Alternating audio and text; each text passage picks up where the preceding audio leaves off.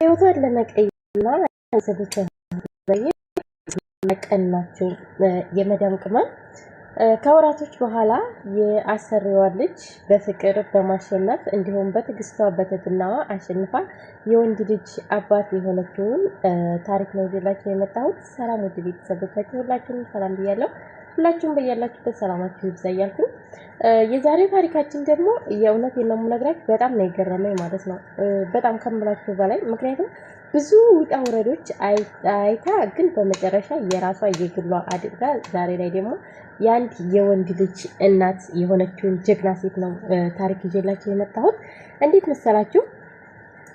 ለመጀመሪያ ጊዜ የተሰደደችው ወደ ሳውዲ አረቢያ የቤተሰቦቿን ህይወትና የራሷን ህይወት ለመቀየር ወደ ስደት ያመራችው እህታችን መጀመሪያ ላይ ስትገባ አንድ ወንድ ልጅና ሁለት ባልና ሚስቶች ያለበት ቤት ነበር የገባቸው። ባልና ሚስቶቹ በጣም ሽማግሌዎች ነበሩና እነዛም ባልና ሚስቶች በጣም ተከባከባቸው ነበር። እንዲሁም አንድ ወንድ ልጃቸውን አይዞ ጠንክር፣ አንተ ጀግና ነህ፣ ቤተሰቦችህን ጠንክረህ የያዝክ ጀግና ነህ ምናምን እያለች በጣም ልጁን ታበረታታው ነበርና ቀስ በቀስ ልጁ በቃ ትትና ምክሯ ያላት ጽናት፣ ለስራ ያላት ጽናት ያላት ትዕግስት፣ ቤተሰቦቹ ሲቆጧት ሲናደዱባት እሷ ግን በትዕግስት አሳልፋ ቤተሰቦቹን በክብር የያዘችለት ነበርና እሱ በዚህ መሃል በቃ ቀስ በቀስ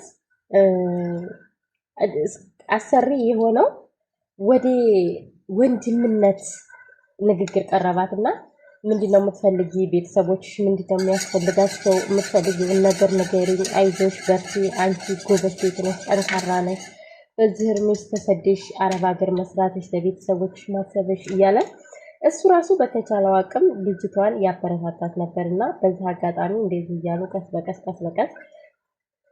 ይሄ የሰራተኛና የአሰሪነት ንግግራቸው ወደ ፍቅር ይቀየራል። ወደ ፍቅር ሲቀየር አንደኛ ለቤተሰቦቹ መናገር በጣም ፈራ።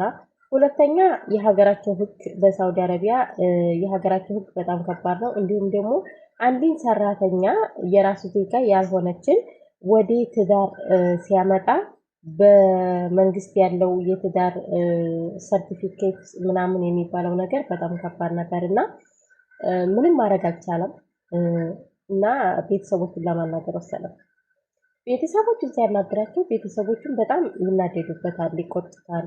እንዴት ታረጋለህ? እንዴት አንተን የማትመጥንህን አገባለሁ ትላለህ ምናምን ሲሉት ከዛ እናቴ አባቴ እኔ መጀመሪያ ላይ እናንተን ስለምትንከባከብልኝ እና ደግሞ ያላት ምክር ለእኔ ስታጽናናኝ ምናምን ያንን በማየት እኔ ፍቅሩ አሸንፎኛል። የእሷን ማንነት ሳይሆን የውጫዊ ማንነቷን ሳይሆን የምፈልገው የውስጧን ማንነት ነው የምፈልገው ብሎ ቤተሰቦቹ በጣም አምባገነን ነበሩና በጣም ተናገሩት፣ በጣም ተቆጡት። ነገር ግን ቀስ በቀስ ቤተሰቦቹን ለማሸነፍ ቻለ።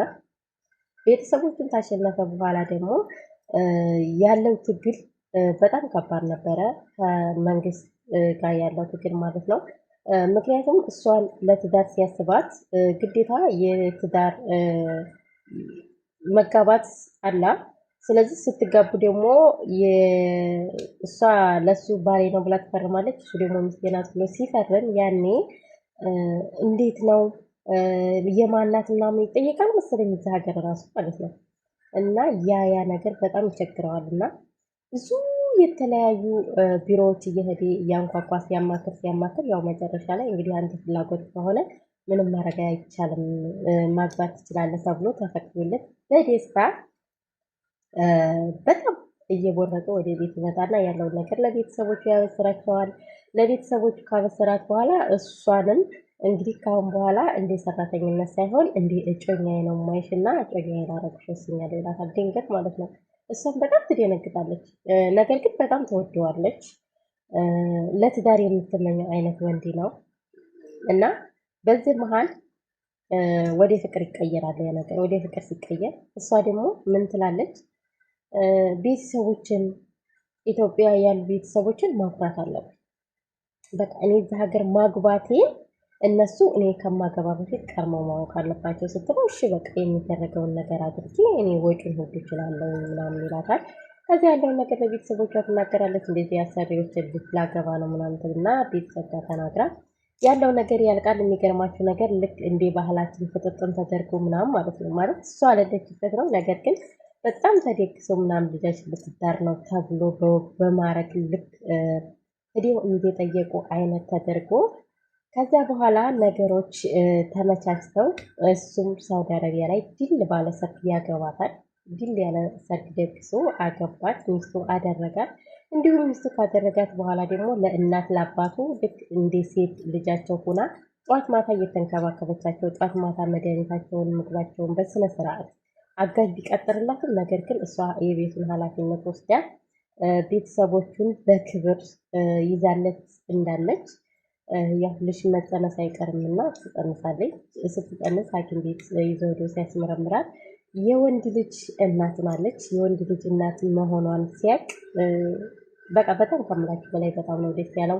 ከሷ ልጅ እንደኖረው ሲያቅ በቃ ለዚህ ደረጃ እንደደረሰ ያ ሁሉ ውጣ ውረድ አውርቶ አውርዶ ለዚህ ክብር ስታበቃው በጣም ደስ አለው እሱም እና እሷም በጣም ደስ አላት። እሷ ደግሞ እዚህ ጋር ቤተሰብ ጋር ሂጅ መውለድ እፈልጋለሁ ትለዋለች።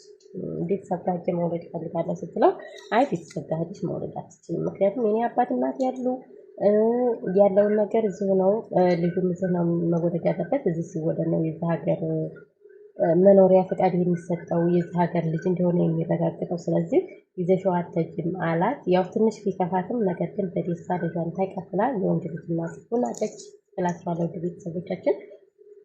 ከብዙ ዓመታት በኋላ ከብዙ ስቃይ መከራ በኋላ የመዳሟ ልጅ በማፍቀር የእሱ ሚስት ሆና በክብር ዛሬ ላይ የቤት እመቤት ሆና አባትና እናቱን እንደ ሴት ልጅ እያገለገለች እሷም አባት እናቴ ብላ ተቀብላ እሱም በክብር ሰራተኛ ናት የድሮ ሰራተኛ ናት ብሎ ሳያንቋሽሻት ሚስቴ ናት የልቤ ንግስት ናት ብሎ በክብር ዛሬ ላይ እየኖሩ ይገኛሉ ማለት ነው። እና ያው አንዳንድ ጊዜ ብዙዎች ይህ አይነት ነገር እየገጠማቸው ነገር ግን ከደፈሯቸው በኋላ ካረገዙ በኋላ አላቅልሽም እያሏቸው ብዙ የሚያረግሱ እህቶቻችን አሉ። ነገር ግን ይቺ ደግሞ እንደዚህ ድንገት ራሱ ላግባሽ ሲላት ራሱ ይሻላለችው።